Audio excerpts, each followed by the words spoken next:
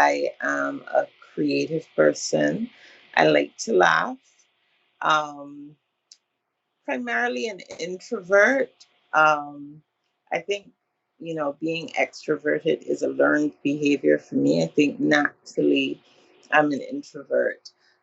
People who are very close to me would probably say I'm a little eccentric. And people who are not close to me would probably say I am quiet. Hello and welcome to Obehi Podcast. I'm your host, Obehi A14, and I strongly believe that everyone has a story to share. Now let's get started into this episode.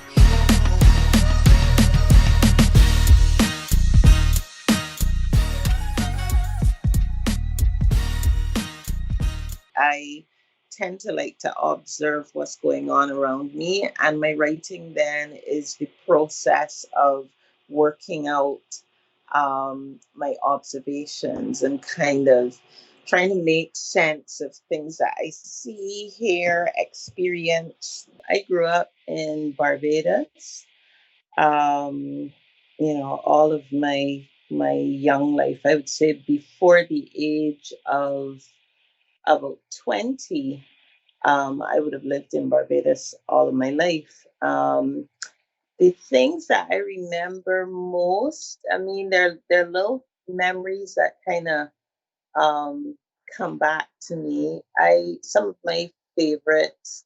I remember I used to live very close to the beach in Barbados when I was very, very young, near this place called Harry Smith Beach. And I remember that as being a very, very happy time of my life. Um, and so I remember that. I remember summers with my cousins from the US. They would come in to spend the summers with us in Barbados, and we would just have an amazing time. My mom operated a school, a nursery school at that time. And I remember we would use this particular room. It was attached to our house, and we would use this particular room, and we would stage, plays and pantomimes, and we would run about and explore. We also lived quite close to the beach at that time, so there was kind of a lot of exploring um, the beach in Barbados. Yeah, and lots of reading, lots of artistic endeavor. I think I was always a creative person. And I really enjoyed when I had the opportunity to pursue that. So those are some of the memories I would say from my childhood. So, what would you say maybe your parents told you in terms of the story of their past? Because now we are telling story. You are a story writer. Now, of course, we are coming to that later now. We are telling Right. story in most of the cases of those that were before us. Mhm. Now, those before us have also told story that those were before them, and those that were before them and before them. So that at the end of the day, we are trying to connect. And I think it is important that we do this. And how we Mhm. connect is by telling this story back and forth. Mhm. So, what did your parent tell you of their own parents that you remember? Wow, it's so funny that you asked that question because my dad recently passed away, and as part of our Oh, preparation, sorry about that. that's okay, thank you. As part of our preparation for his death, we went through a series of sessions where he just filled in aspects of his life that I might not have been aware of. There would have been things that I would have experienced with him, when I sort of was aware of myself, but he had a life before I was in the picture. And we went through a number of sessions where he filled in things to me. And that was really it was a very profound experience for me. It was interesting to hear about his life and some of the difficulties he had encountered and how he overcame those difficulties. It was also, you kind of think of your parents just the way that you meet them. So you think of them as sort of like figures of authority, sources of love and support. But I don't think we often appreciate the journey that they would have gone through to get to that point.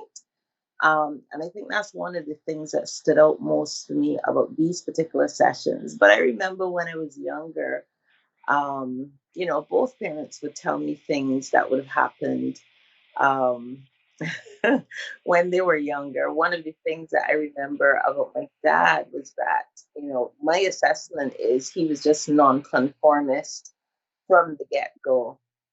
Um, he used to run away from school. He would, a relative would take him to school, and he would kind of, as soon as they got close to the school gate, he would run away and just explore. Um, the southeastern part of the island.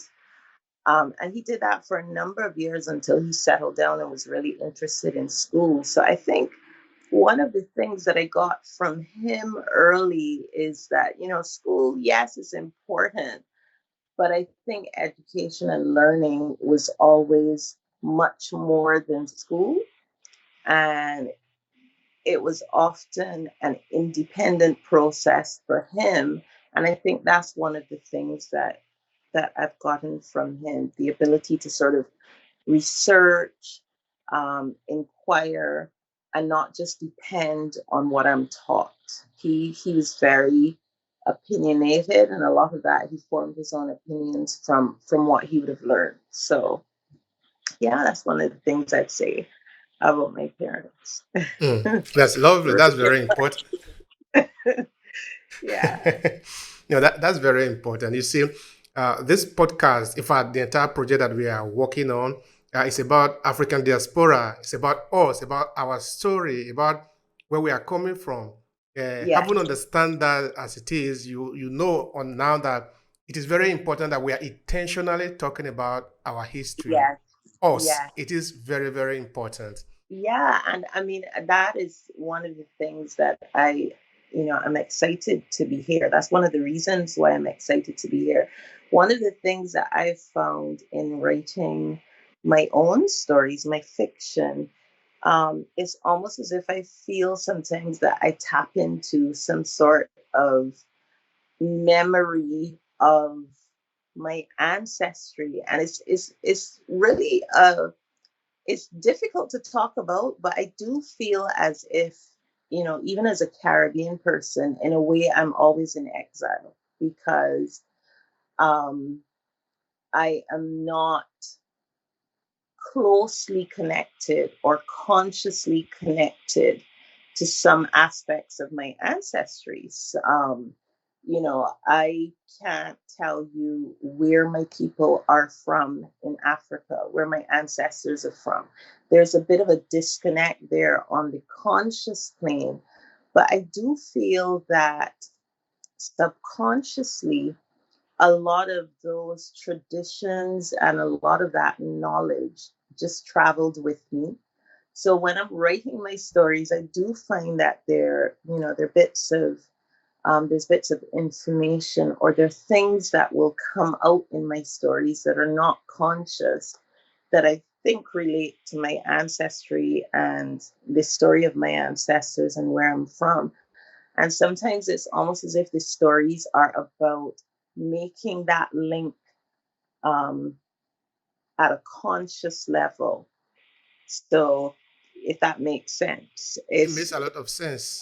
it's almost as if I'm sort of feeling my way back to something I already know. That's what I would say about that aspect of my storytelling. And it's really a very moving experience for me, especially when I've had instances, for example, where I'd written this collection of short stories in 2004. It was published in 2004, a small publisher. But some of the stories in there, I've had people come back to me and say, I see you've been writing about this thing. So, what do you know about this particular tradition? You clearly have done some research on it. And, I said, no, this was just imagination. It was something that was made up. But I do feel in my work as if subconsciously I'm kind of reaching back um, through generations or across generations to something I already know. So yes. Thank you so much for that. In fact, there is a passage in our website which is actually dedicated to our history or the diaspora project we call African Docs, where that we actually call Diaspora Connect.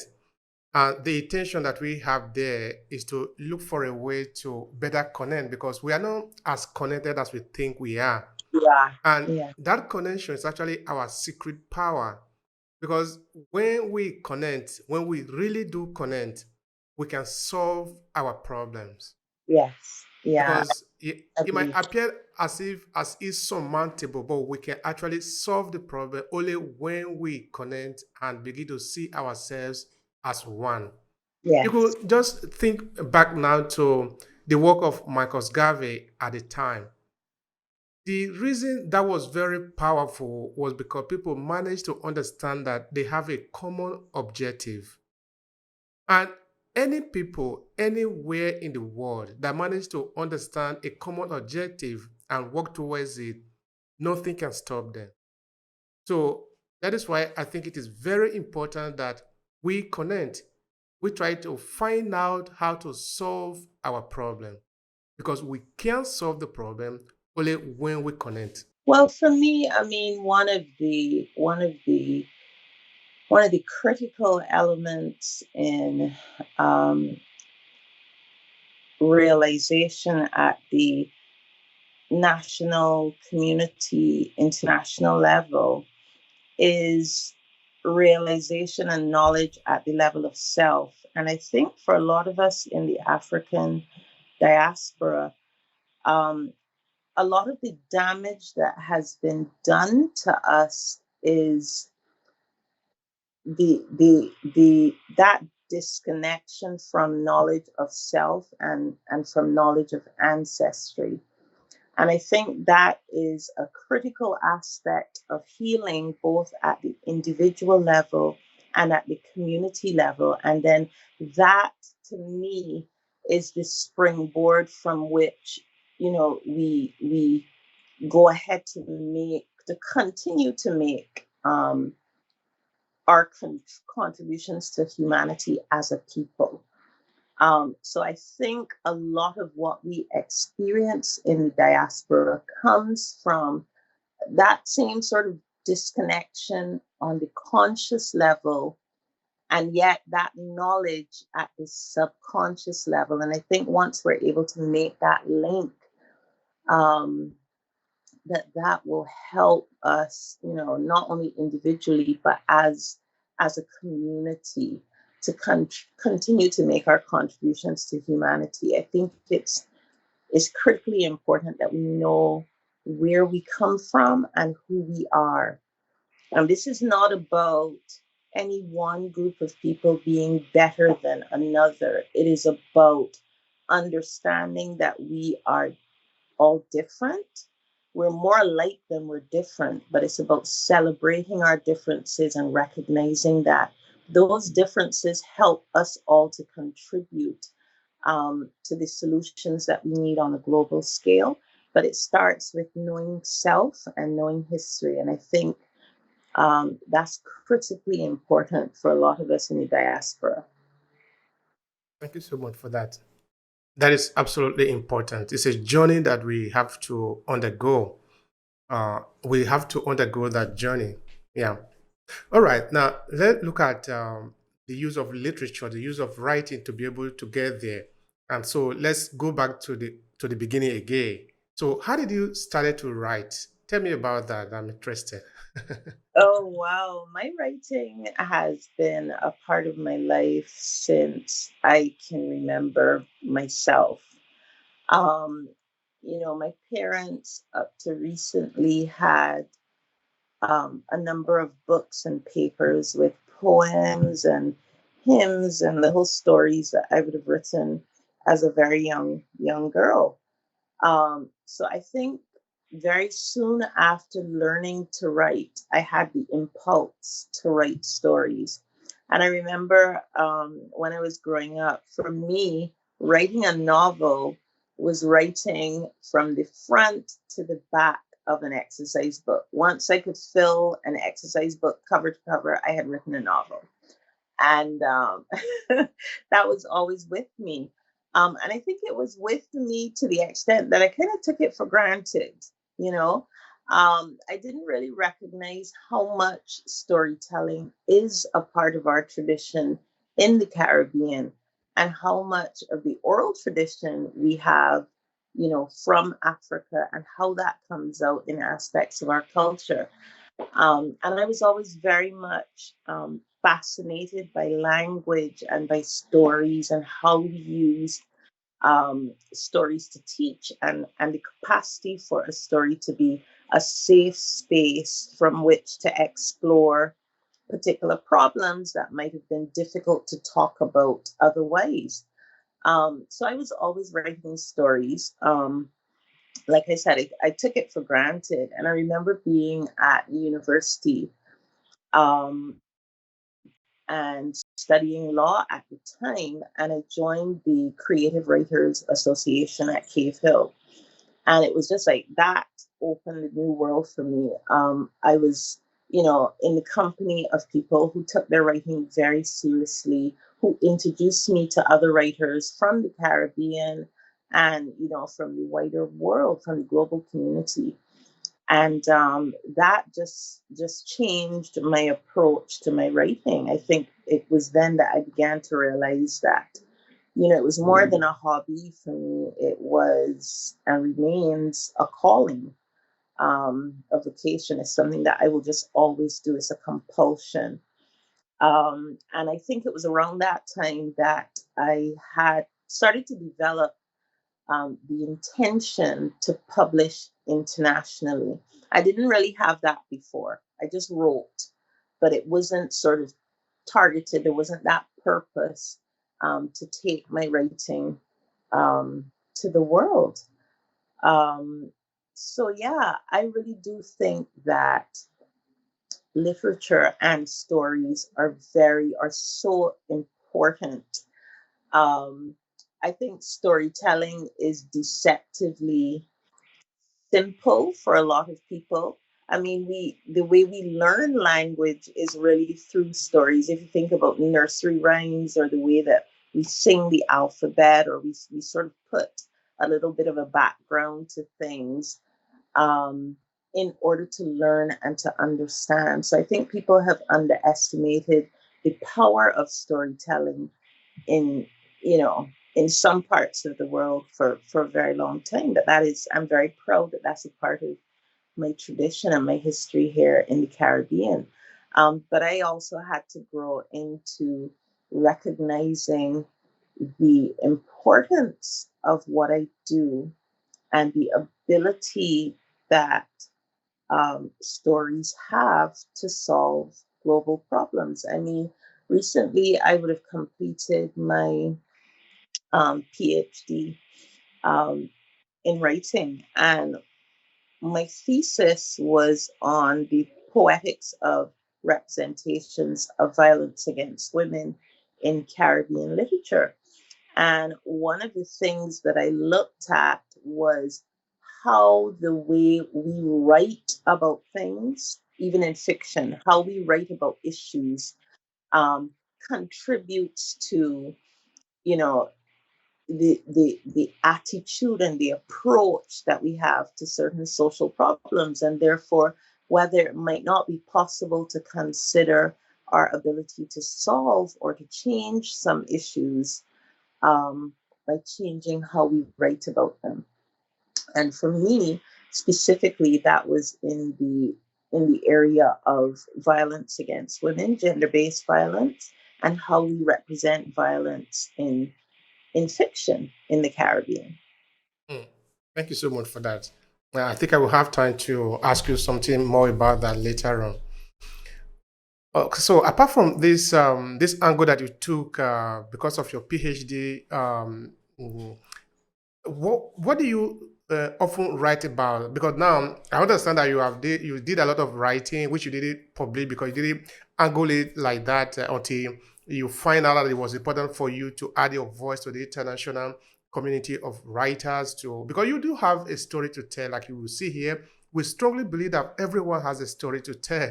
So in that time that you were putting a lot of stories together, what were these stories about?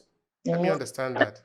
Yeah, the thing I find about my writing is that I tend to return to the same themes. It's almost as if, um, there's certain areas that fascinate me, and I work those out in my writing repeatedly.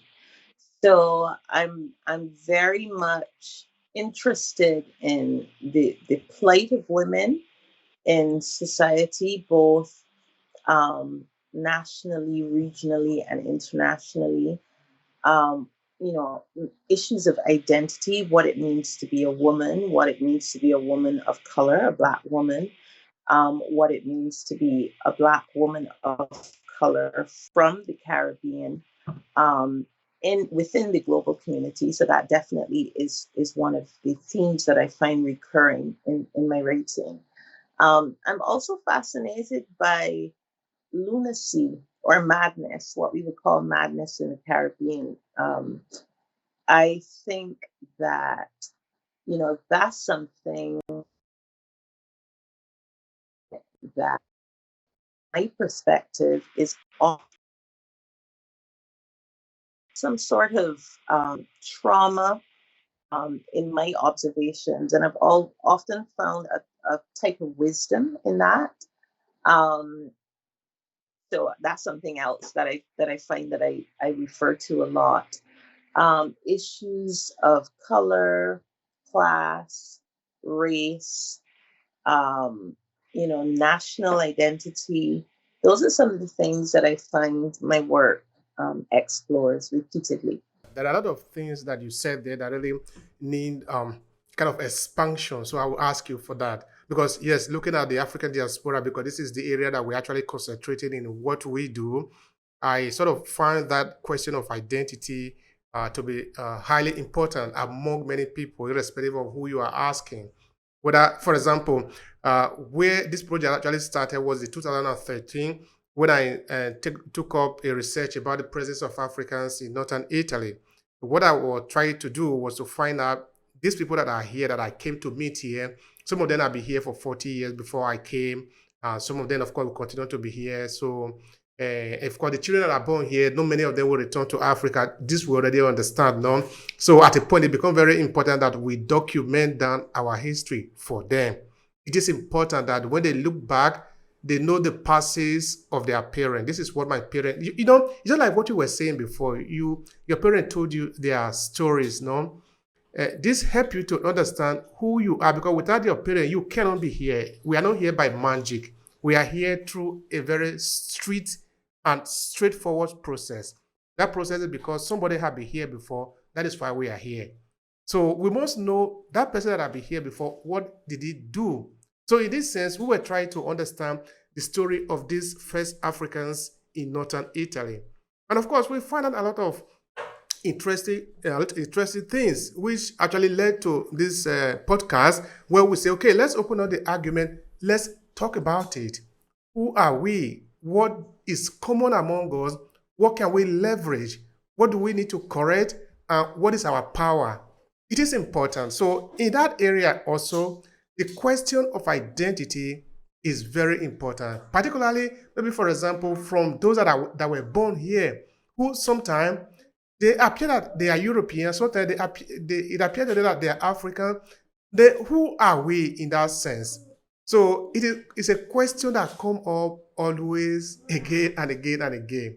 So I want you to tell me, what role does this play, this identity, in your writing? And what do you hear people also talk about it? Because, okay, you are writing now. Sometimes your writing is a reflection of your thought. Sometimes it's because other people are thinking this thing, you want to address it. So it's about you and it's also about other people. Well, the thing is, what I will say up front is that my process of storytelling, um, it's interesting to me because I almost believe, well, not I almost, I believe that my stories are almost separate and distinct, organic things from me. And that what happens in the writing process is almost as if I receive a story um, to polish and present to the world. And what I'm doing when I am sort of trying to decipher how best to present that story, I'm putting myself and my skills, whatever those might be as a writer, in service to that story. Now, how that raises interesting questions when it comes to matters of identity, because yes, we all accept and agree that stories can reflect where we are, but especially if where we are is perhaps not an ideal place or not a good place, then I think our story should also point us in the direction in which we need to go, where we need to travel. And some of my stories, like Zora Neale Hurston said, there are years that ask questions and there are years that answer them. I think a lot of my stories ask questions, um, and are about holding up a mirror to the individual, to the person reading, um, and raising questions about whether that reflection is what it should be and what is the direction in which we need to go.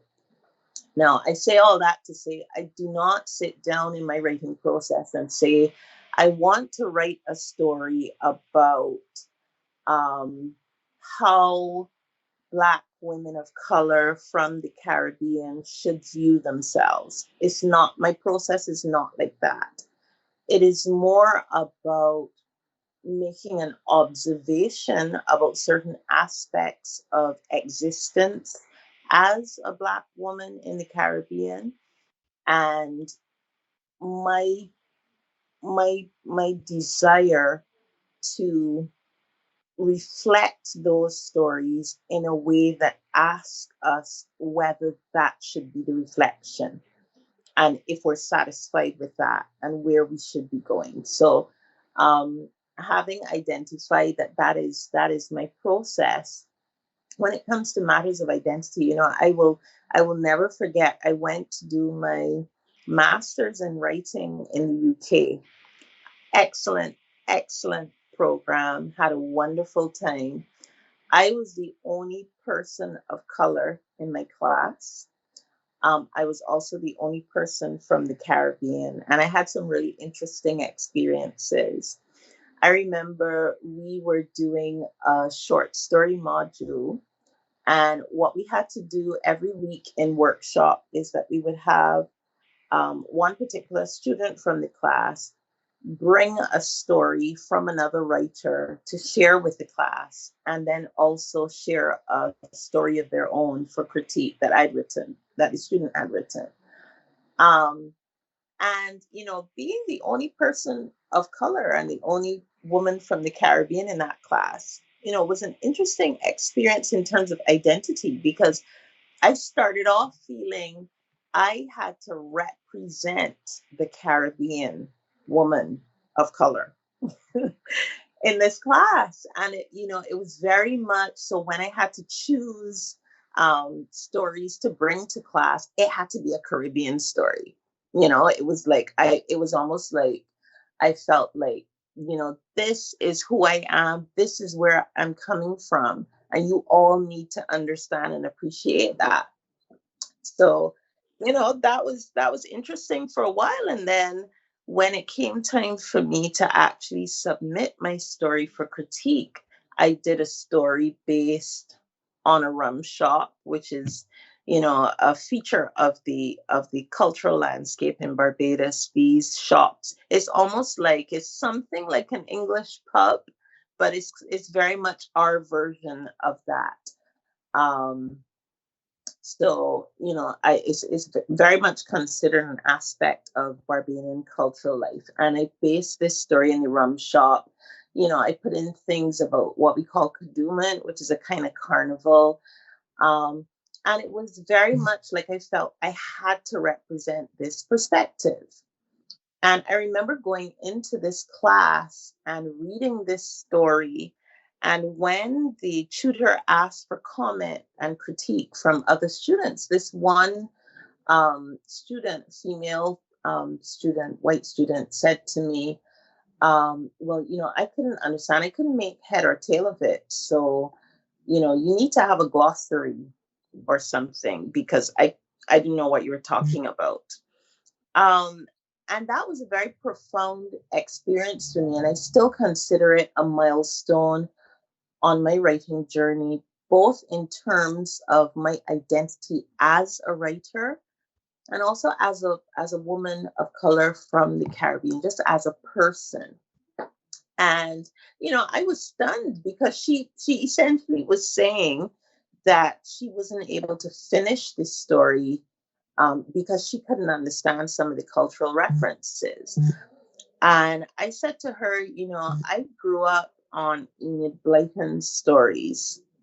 And I will never forget, there was this food in Enid Blyton books. Whenever the Secret Seven, or whichever sort of protagonist in the book, whenever there was a celebration and it involved children, there would be this food called blancmange that the children would enjoy. Now, this was as foreign to me as, I don't know, UFOs from outer space. I'd never tasted it, never seen it. This was before the period of the internet.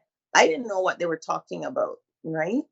But I approached that book and that story with respect, and I understood that it was a food because of the way the story was written. And I understood that it was also a food that was consumed at times of celebration. It was something children enjoyed. It seemed as if it was sweet. Um, but I approached this story with respect and understood that I didn't have to taste it to know, or to see it to know exactly what it was. Like I said, this was before the age of the internet. Um, and I it sort of cemented in my own mind that it's not, you know, culture and identity is not just a one-way street. It's not that we accept and we understand and we approach the culture and the literature of other um, countries, other parts of the world, and especially what we call first world countries, that we approach their work in a particular way and we don't expect that same level of respect. I think that's when I cemented within myself that I am not writing from the margins where I am.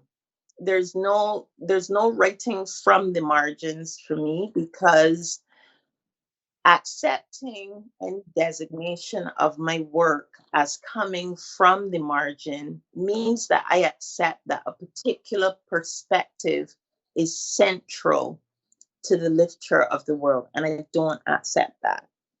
I think that world literature and the world generally is enriched by a number of different perspectives, cultural perspectives.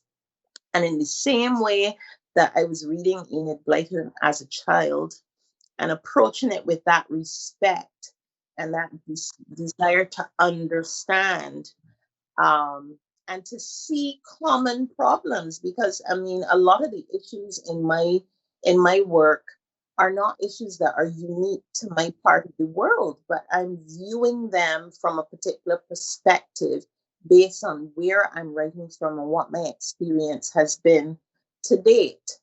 Um, So for me, I think that was one of the experiences that cemented my perspective on identity, not only as a writer, but as a member of the diaspora, as an Afro Caribbean um, woman writer, and demanding that respect in my work. So that's not to say that every story will be replete with cultural references. It really depends on the story. And at the end of the day, for me, the story is paramount. But that was a critical aspect of my learning and my development as a writer as it relates to identity in the Caribbean.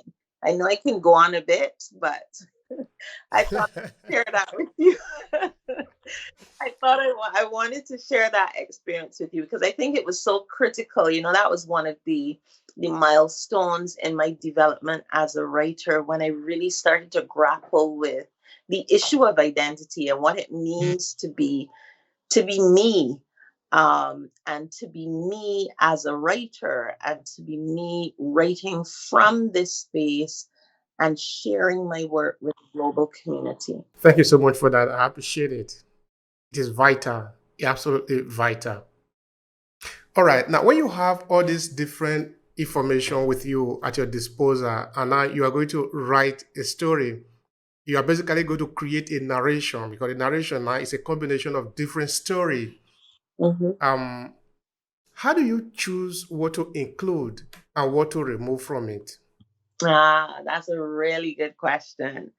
I mean, you're asking me some questions today. I think I'm so glad I agreed to do this podcast and that I'm here talking to you based on what we're going through.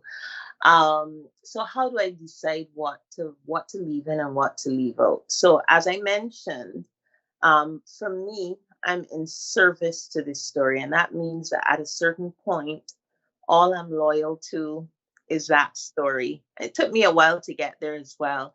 So, my writing process, I would say, has three stages. There's the initial stage of just almost like tapping into that inspiration. It's like if like I say, I tap into that story.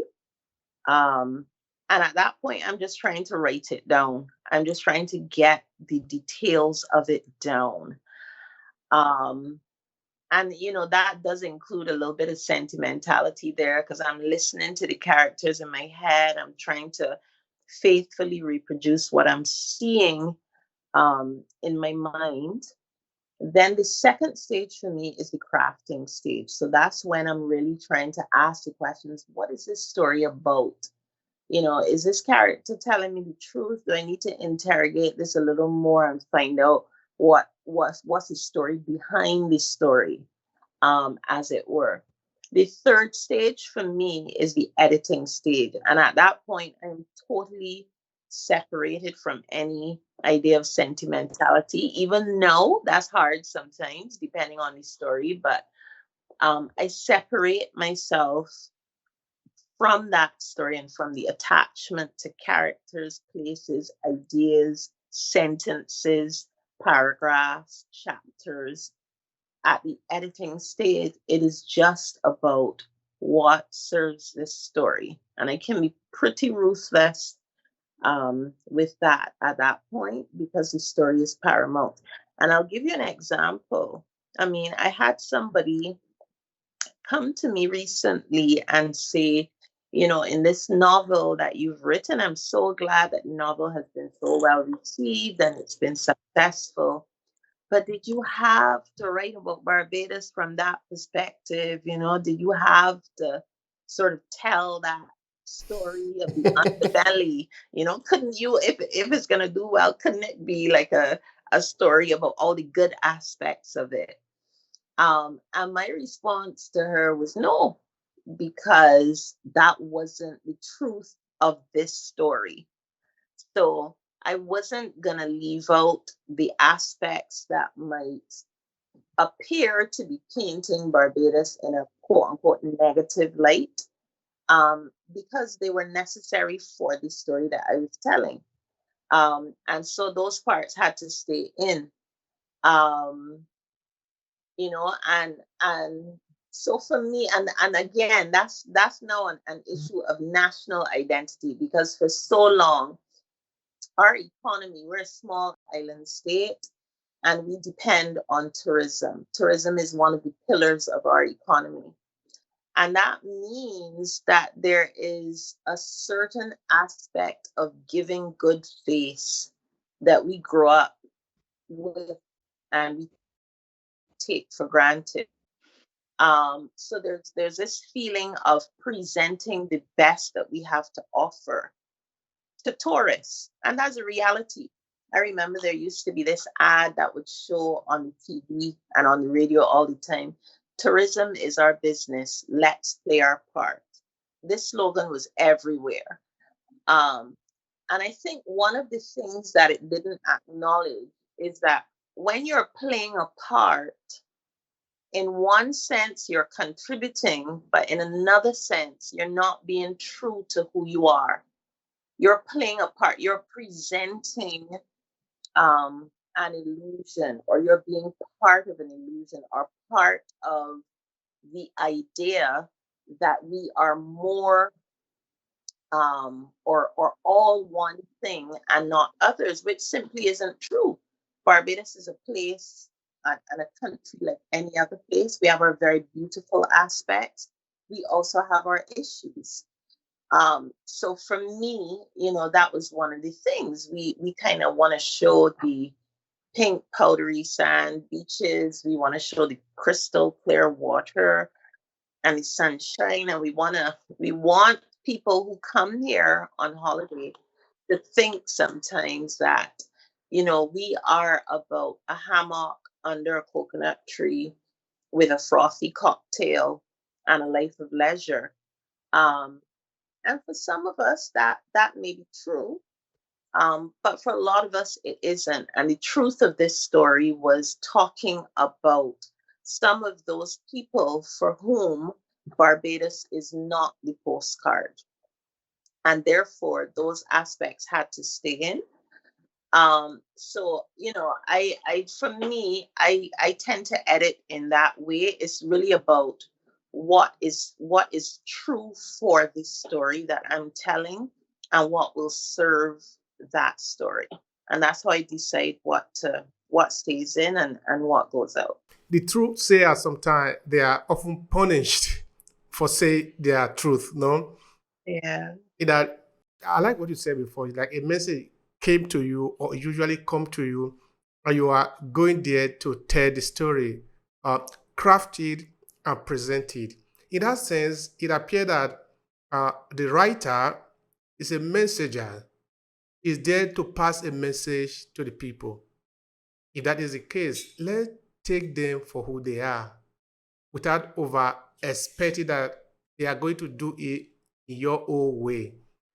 If everybody Yes. is going to do it in your own way, this world is going to be very boring because it Mm-hmm. means we don't have one-sided story, the one that we already know. But Yes. that Yeah. is not how life is. Life No. is multiples of dimension.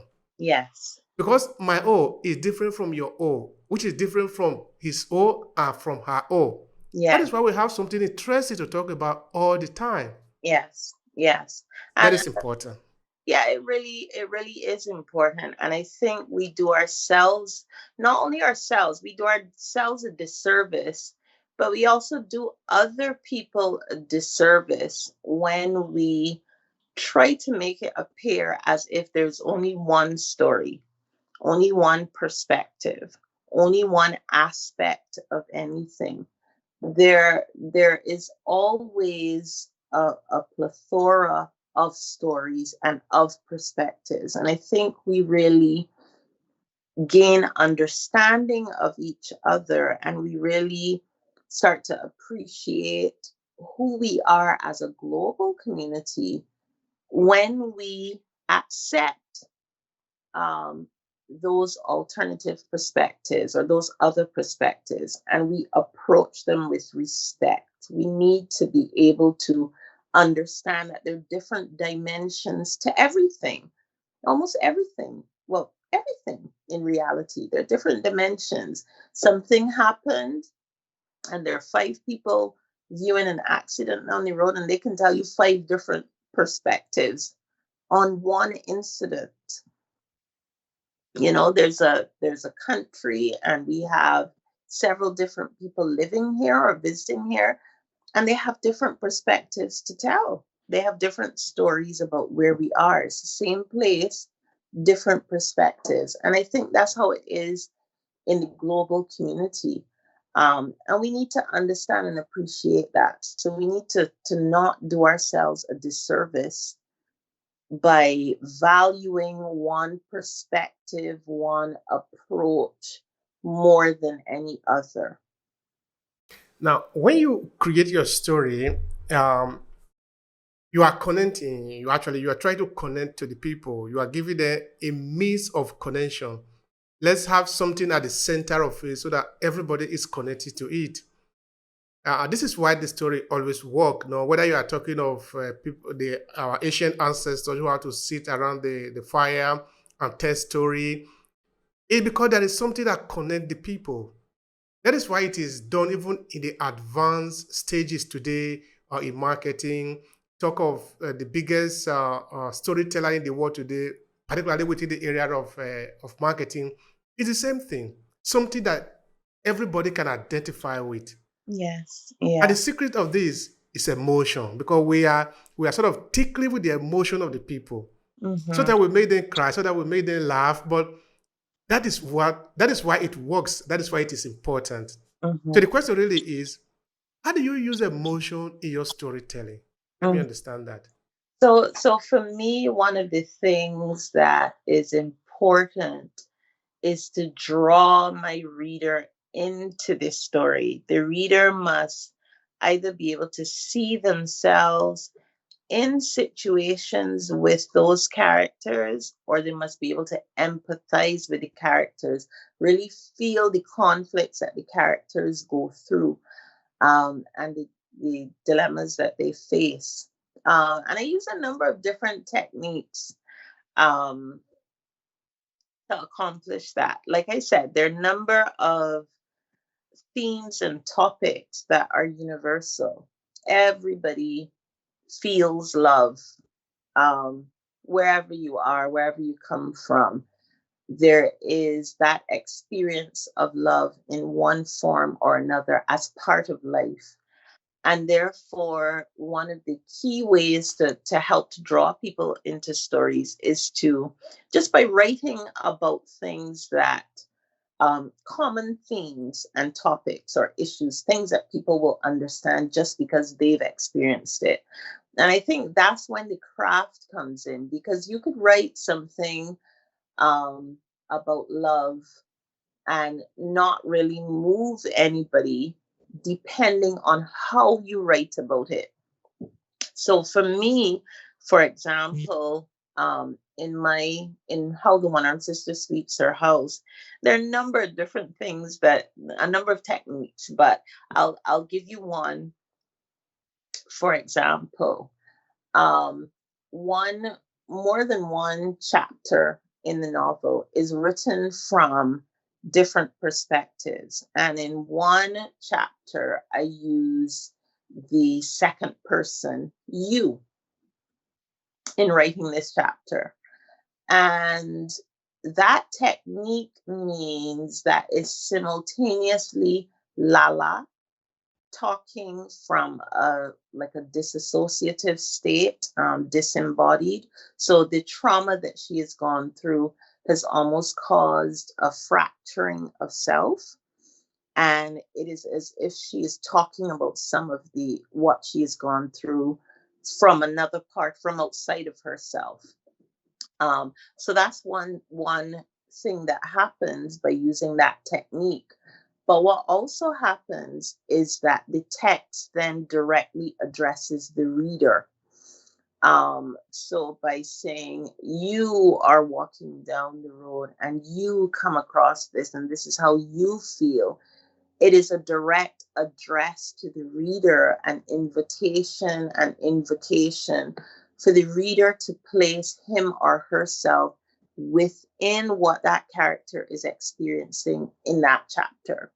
And if it's done well, and again, that is the craft of it. If it's done well, that is exactly what happens. The reader is transported into that character's experience and identifies with it so closely that they come away from the text changed in some way, moved in some way, thinking about a question that has been raised by this story, and hopefully something that will sufficiently impact them individually, that will lead to them changing and their wider community changing, and then eventually the wider world. And I really genuinely believe that, and believe that is possible. I mean, so many of us can think about books that we've read, um, after which we were never the same. The person that we were going into that story is not the person, we are when we leave it. And I think those are the best books. So for me, one of the ways that I use emotion and that I try to get the reader into the text is by addressing the reader directly, by using that second person, um, in writing. So that's one way, but there are a number of others. I mean, in my tradition, and I say my tradition as a Caribbean person, but also as a member of the African diaspora, because I understand that this is part of my ancestry and my history. Um, the oral tradition in terms of storytelling and a circular, um, method of telling stories that I grew up with. This is one of the ways that I try to make my readers feel something. So, for us in the Caribbean, for example, if I'm telling you the story of, an accident that happened down the road, I will tell you, yes, this accident happened in front of Blade's house yesterday evening. You know Blades, right? He's a neighbor that lived across the road that had a little young girlfriend that used to come over on Saturdays. Now, when I'm telling you the story of the accident, but to better tell you that story, I have to tell you the story of the neighbor in front of whose house that accident occurs. By the time I've told you all of those surrounding stories, they're little circles. When I see them in my mind, it's like they're little circles in themselves. And where the current story emerges is where all those circles intersect. And to me, that's part of our tradition. And that's something that's distinguished from a tradition of more linear storytelling where the story starts at a particular time and it progresses, in a linear fashion towards its end. That's not the way that we tell stories in the Caribbean generally. That's not the way I understand my ancestors have told stories. And that is, one of the traditions that I utilize in my stories. And by the time I've told you those little circles, by the time I've told you those separate stories, you care about the people in those stories. So when we intersect now for the main story, hopefully you'll care a little bit more. So that may be a little abstract way of saying it, but that is one of the techniques that I use as well. Some people have said, but in How the One Armed Sister Sweeps Her House, I yes, it was a story mainly about Lala and, some of the challenges she faces, but it was also a story about Wilma, and it was a story about Esme, and it was a story about Tone, and I had to tell you enough of those other stories for you to care about those characters. Now, one thing I also wanted to understand from you is, as a writer, how do you describe the readership within African diaspora? I mean, how much are people really reading? Well, this is something that I really think was one of the myths of publishing, maybe, I don't know, 50, 100 years ago. I don't know. There seemed to be this perception that people in the diaspora were not reading. And for me, that isn't reality for me.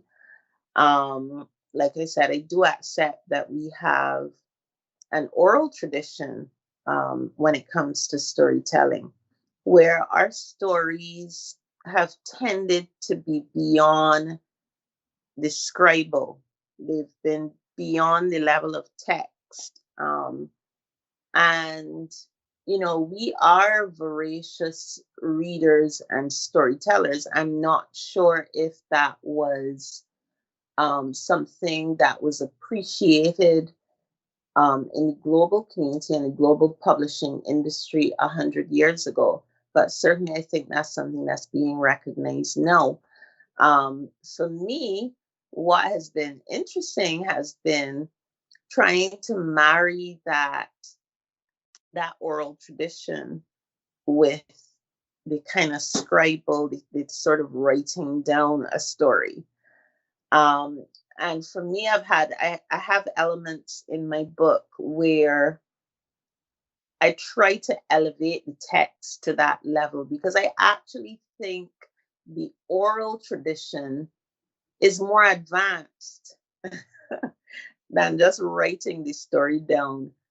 Um, Even though writing the story is what international publishing and tends to be valued and so on in the so-called first world, I really think that the oral storytelling tradition has a number of advantages, including more active participation by the recipients of the story in the telling and the experience of the story itself.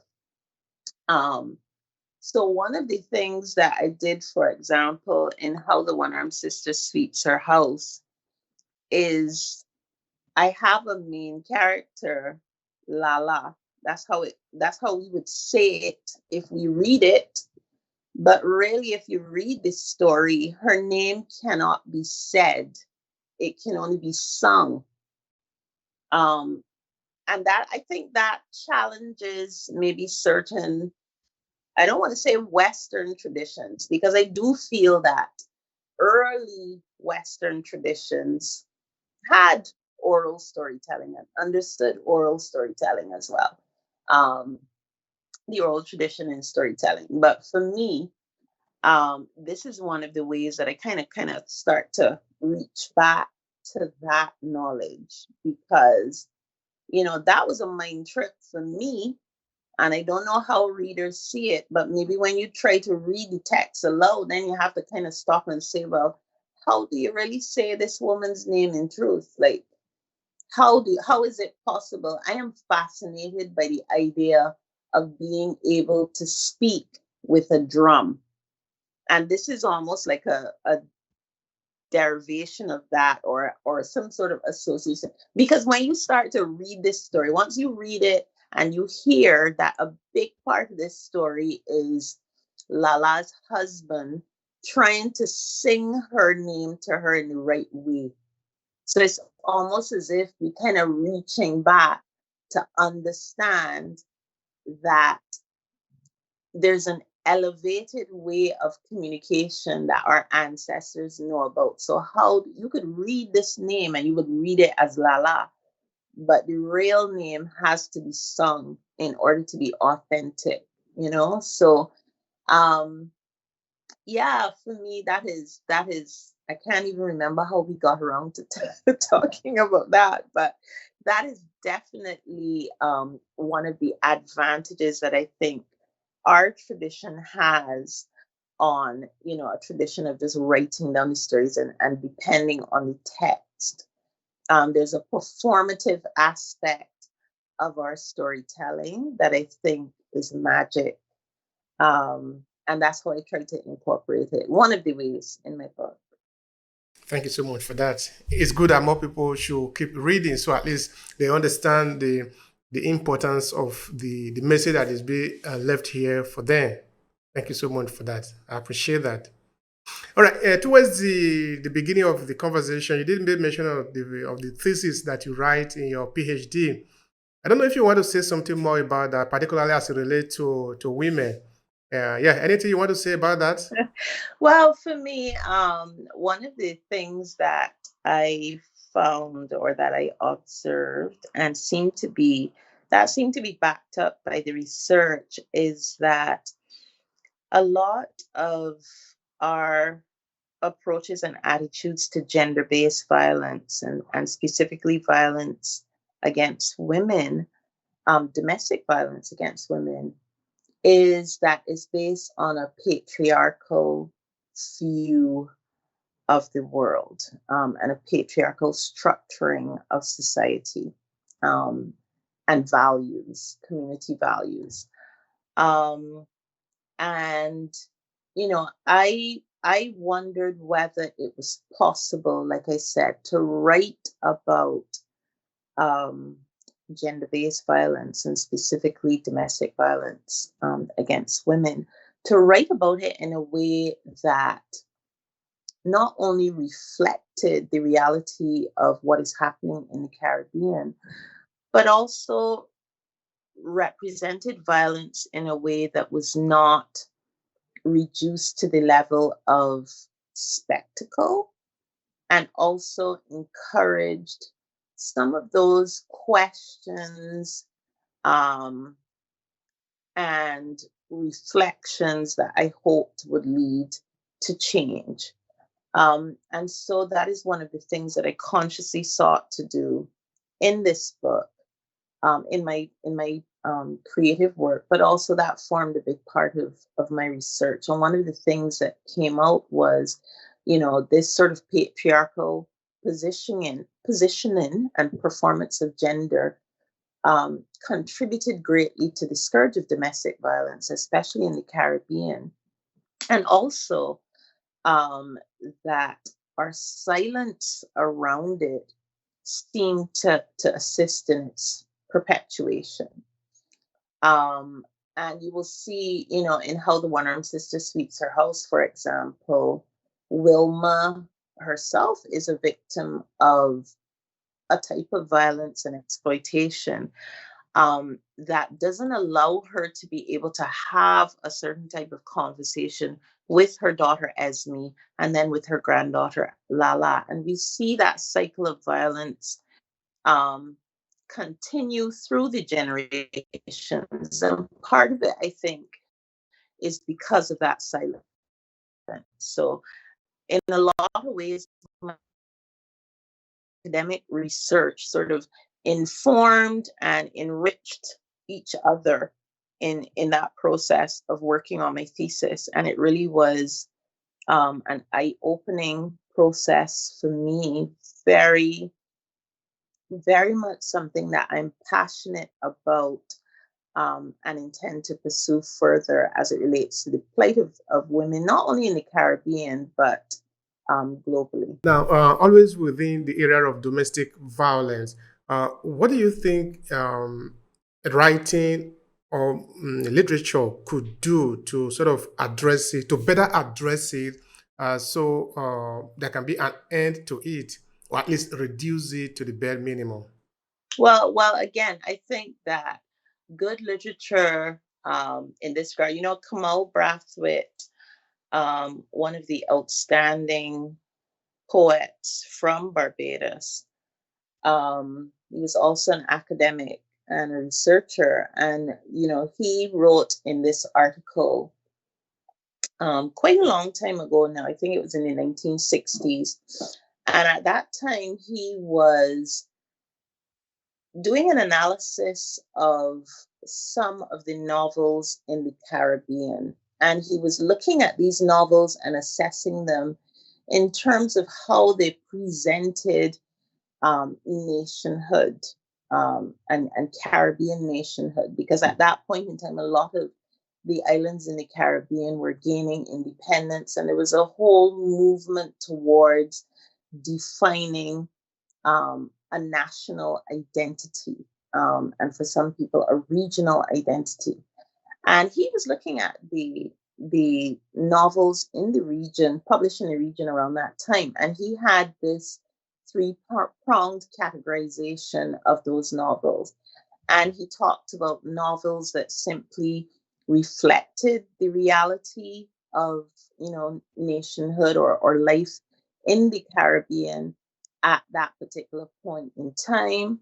And then the second category was novels that just went beyond that a bit to question certain aspects of what existed. So the first category just reflected what existed. The second category moved beyond that to question some aspects of what existed and to imply dissatisfaction. Those are the words that he used, to imply dissatisfaction with the status quo when it comes to national identity and nationhood. And this third category of novel, which he considered at the top of the heap, so to speak, was the novel that not only reflected the reality, not only implied dissatisfaction with the bad bits, but went beyond those two things to point a way forward, to chart a course for national identity and regional identity in the Caribbean. And for me, that is important as it relates to writing about domestic violence. So, one of the things that Caribbean literature can do is to not only address domestic violence thematically and not only reflect the reality of violence in the Caribbean, but to go a little further to imply dissatisfaction with some elements of the status quo, and then to go a little further than that, to say, look, this is the direction, this is the way forward, this is how we need to start to redefine ourselves in this area. This is how we need to move forward so that we can stamp out this scourge. And it's a very fine balance, because I personally don't believe that the best stories are written when we make the story in service to our agenda. I actually don't think that that works very well, and yet to come across um, somebody who says to me, a writer who says to me, well, I just wanted to write a story about violence and to show how terrible it was, etc., etc., and I'm happy with this story. I have a different approach, and I believe in a different approach.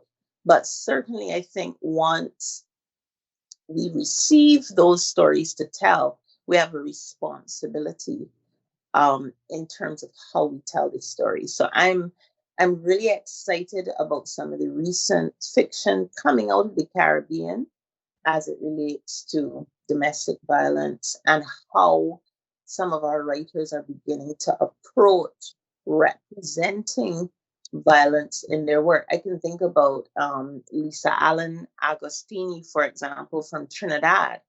And she wrote recently The Bread the Devil Needs. It's about domestic violence in Trinidad. And that was also a finalist for the Women's Prize in the UK, and deservedly so. So that's an example of how we're moving forward to redefine how we look at violence and how we write about violence. So I think it's really important that our literature um, moves beyond the mimetic. It goes past just kind of presenting, using a mirror or holding up a mirror and reflecting what is, and that it moves into the realm of what should be. And it's easy to say that, it's kind of a lofty ideal, but I think it is absolutely possible. And I think we have people who started to do that already. Thank you. Thank you so much for that. All right. Um, I like what you said, no, at the point that writing is a responsibility. Like you got a message that you need to communicate. I think it's the second time you are actually saying it. I think it is important that people understand the relevance of that as a writer. When you have the power to write, you are super powerful. You have a superpower, as it were, no? I think James Allen, the English writer, says in one of his books that artists are the creator of the other world. It means that there is an infinite amount of power that you have if you know the power of pen. So I agree with you. It's a responsibility. Yes, yes. And I mean there are all sorts of questions about how we acknowledge that responsibility and how we honor that responsibility, because some writers as creatives will tell you, but you can't tell me not to write about this particular thing, or you can't tell me not to refer to this thing. It happens. It's the reality of what happened. Um, and I do believe in that. I don't believe in censorship. I believe that writers should be able to write about what they feel creatively moved to write about, to talk about. But I do believe, personally, I do believe there is a measure of responsibility that comes with this gift. Um, that comes with this work, and that we have to be careful how we exercise it. So yeah. How, if you were to say, maybe describe creative writing to somebody who maybe is not an expert in the area, who is not a writer, how would you describe it? What does it mean, creative writing? Mm, wow. Oh, some really good questions today. How would I describe creative writing? I would say creative writing is the application of certain creative um, techniques and skill to storytelling in a way that um, reflects a level of artistic achievement, and that also helps a story to be fully realized.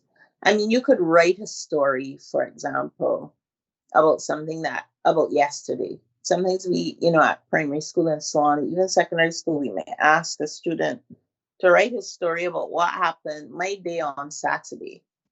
And that story could start with, I woke up at 5 o'clock and I went downstairs and I had eggs for breakfast. And then I went and I fed the dog. And then I said hello to the cat. And I did this. And, it could just go chronologically through the day. That is a piece of writing about my day on that day. I'm not sure it's very creative. There is a level of creativity just in getting the story down, and I accept that. So the effort alone to record that is a creative endeavor. But then there are degrees of skill on top of that. And a very skillful writer is going to give that same story of Saturday in a way that polishes and presents a particular theme or a particular main thread of that story. And that's when we now get into assessing the level of creativity in the work. So that is what I would say makes it creative writing, as opposed to just writing, just writing about something. There are degrees of skill to it. So it has to be, that definition has to encompass the level of skill employed to tell that story. Thank you so much for that. I appreciate the conversation, and I believe that the audience, the people that are listening to you, they have a lot to learn from it. Yeah, certainly there is a lot to learn from it.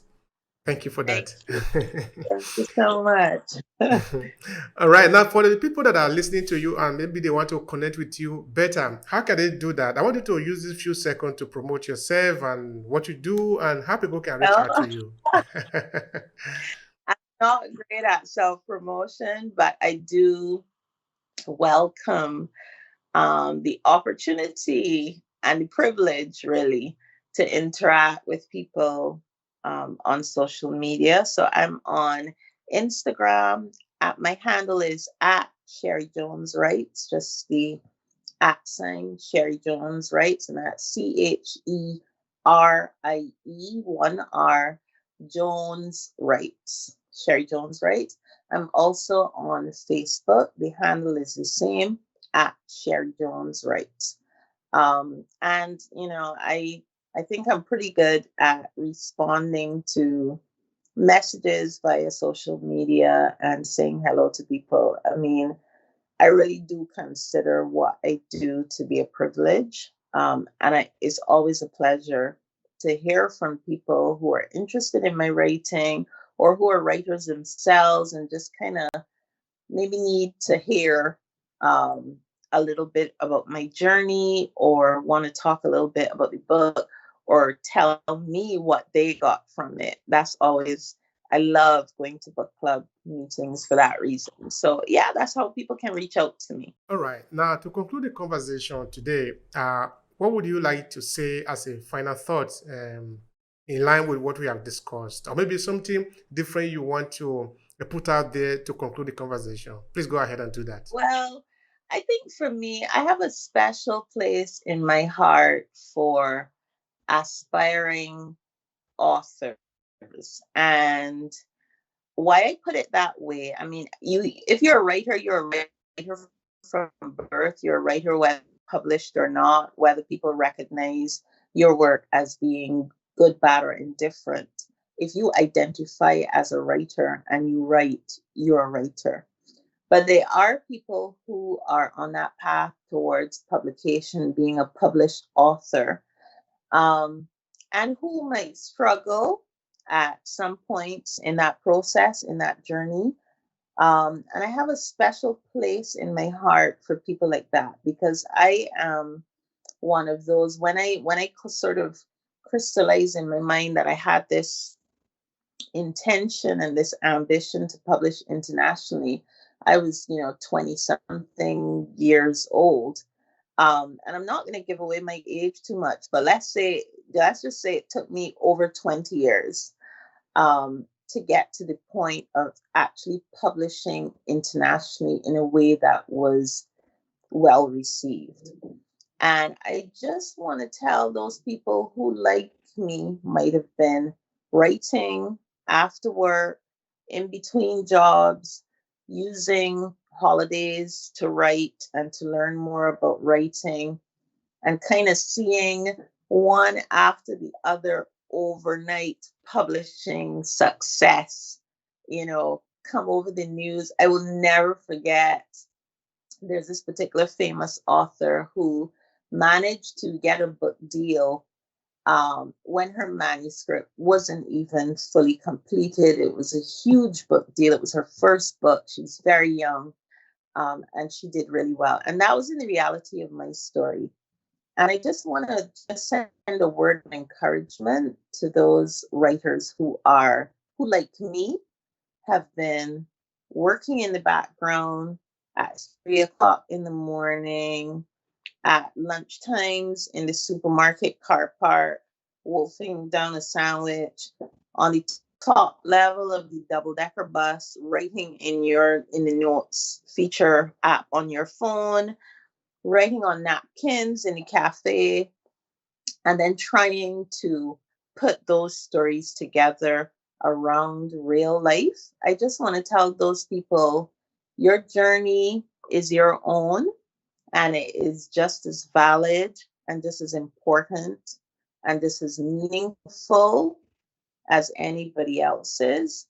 And I just want to remind those people to keep focusing on your craft and on being true to your stories and who you are as a writer. Success and publication may never come, and that's reality. I'm not going to stay here um, and tell people that they will publish or they will publish successfully internationally in this lifetime. They may or they may not, but I think it's important to understand that that journey is what's important. That dedication to craft is what is important. And I think success needs to be couched in those terms, and just keep at it, keep doing what you're doing. So that's what I would like to say. That's powerful. Keep doing what we are doing. There is no need deceiving ourselves. It's hard. But don't Yes. worry. keep on Yeah. pulling in, even though it is hard.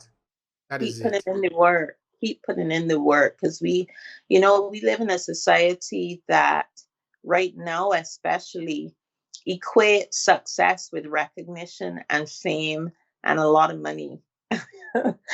And as long as you're defining success in storytelling in those terms, and I had to learn this the hard way. Don't think I'm sort of saying this and I had an easy journey and now it's easy for me to say it. I had some hard lessons along the way. Um, I think we really need to be clear on what success is for us in writing or in any field of creative endeavor. When you have a calling, the important thing is the work. And whatever you do um, in relation to that work is service. And service isn't always recognized by fame or by lots of money. Um, but that doesn't make it any less a service to humanity. And I think on some level, there are rewards for that, but I think it's really important to just keep going and just stay focused on what is really important. So that's what I would say. Yeah. It really have been a beautiful time here, looking at your work, what you do, the value for it. It is wonderful. Thank you so much. I've really enjoyed talking to you today as well. I've had some questions that I have not had in any other interview or podcast, and I really appreciate that. It really has Thank, been a pleasure. thank you. Thank you. It's a pleasure on my part. I appreciate it. Thank you. If you enjoy this podcast, make sure you subscribe so you never miss any of our future episodes. Rate and review Obehi Podcast and share with your friends who might need it. I remain Obehi Ewafo. Thank you so much for listening and talk to you in the next episode.